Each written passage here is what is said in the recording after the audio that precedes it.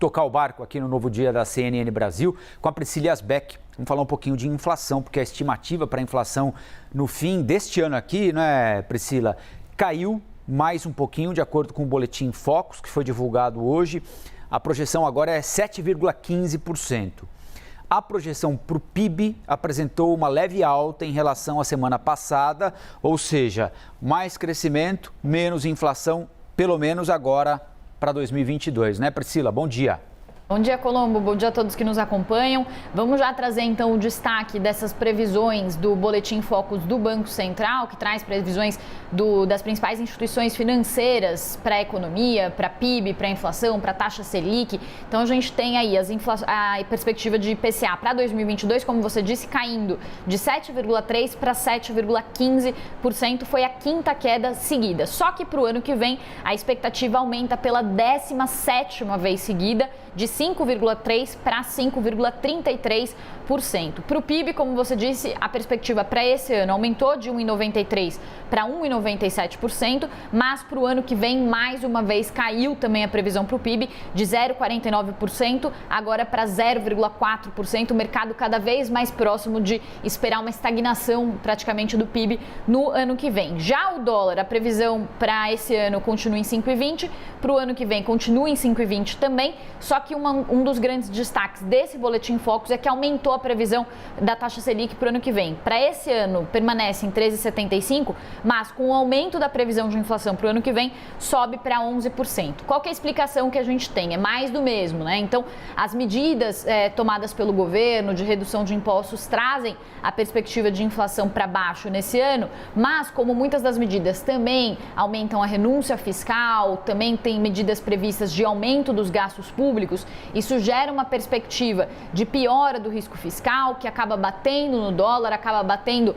nos preços e aí traz uma perspectiva aí de piora para os preços a partir do ano que vem e junto com isso também uma perspectiva de uma Selic maior por mais tempo. A gente está vendo aí então os destaques, tanto do IPCA quanto do PIB. E aí uma observação também que os economistas estão fazendo é que as estimativas do IPCA para 2024 já começam a preocupar, porque já estão acima do centro da meta pela terceira semana seguida em 3,3%. A meta, então, para 2024 é de 3%. O que isso traz de leitura? Que vai ser mais difícil para o governo, para o Banco Central, na verdade, controlar a inflação por um tempo maior. As perspectivas, então, como eu falei, de inflação para o ano que vem subiram pela 17ª vez seguida. Aí vocês estão vendo, então, o dólar e a Selic, o resultado da Selic também subindo para o ano que vem com essa perspectiva de inflação maior. As medidas também que foram anunciadas no final de semana de desoneração do IPI devem ajudar também a conter a inflação nesse ano, mas também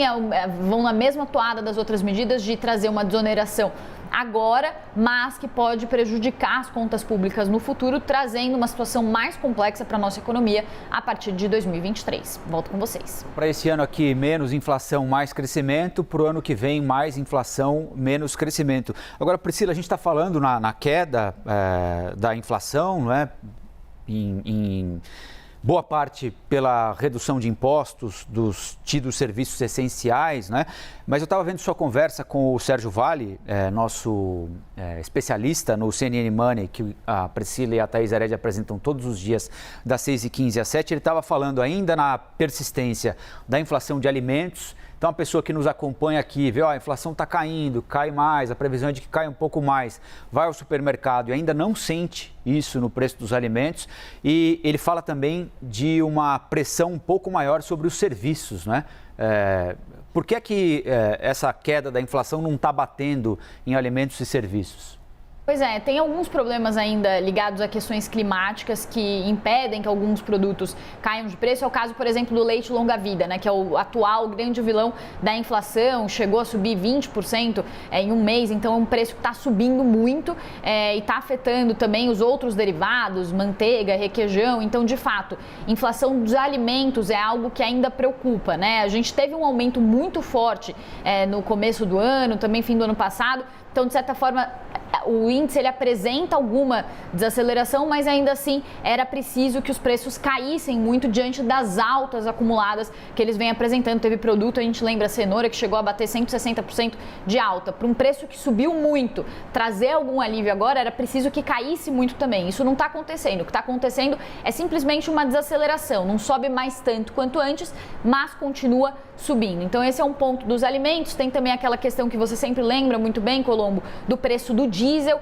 que é o combustível usado para abastecer os caminhões, fazer o frete, o transporte de todos esses alimentos, que se mantendo alto e acima, inclusive, do preço da gasolina, mantém também o custo do frete de transporte das matérias-primas e alimentos ainda elevado. Essa questão também da inflação dos serviços é uma questão que foi muito apontada pelos economistas nos últimos dados de inflação, porque quando a inflação chega nos serviços, é um sinal de que a inflação está mais espalhada. Então, também é mais um alerta de que é mais difícil conter a inflação quando ela está espalhada por vários itens. É por isso que os economistas estão dizendo que esse alívio na inflação é um alívio artificial feito por causa dessas medidas que foram tomadas agora, mas com muitos dos pontos delas previstos só para esse ano. No ano que vem fica a conta, então, dessas medidas que uma parte vai embora, né? Mas também por causa desse aumento do risco fiscal e dos gastos públicos.